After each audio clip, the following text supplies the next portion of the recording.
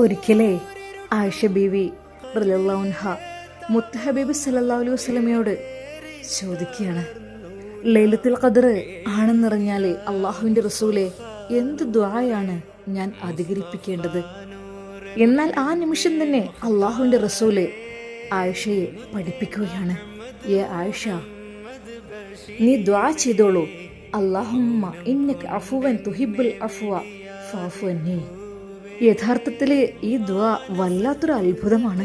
ഒരു വൈകാരിക മനസ്സോടെ അള്ളാഹുവിലേക്ക് അടുക്കുന്ന ദുആ. പഠിച്ചോനെ, നീയാണ് പൊറുക്കുന്നവനും എനിക്ക് പുറത്തു തരാൻ ഏറ്റവും കൂടുതൽ ഇഷ്ടപ്പെടുന്നതും നീയാണല്ലാ. അല്ലേ, എനിക്ക് നീയേ ഉള്ളൂ. പഠിച്ചോനെ, എനിക്ക് വേറെ ആരുമില്ല. എന്റെ തെറ്റുകൾക്ക് നീയല്ലാതെ ആരാണ് എനിക്ക് പുറത്തു തരുവാനുള്ളത്? നീ മാത്രമേ ഉള്ളൂ അല്ലാ എനിക്ക്. നീ അല്ലാതെ എനിക്ക് ആരുമില്ല. നിന്നോടല്ലാതെ എനിക്ക് ആരോടും പറയാം.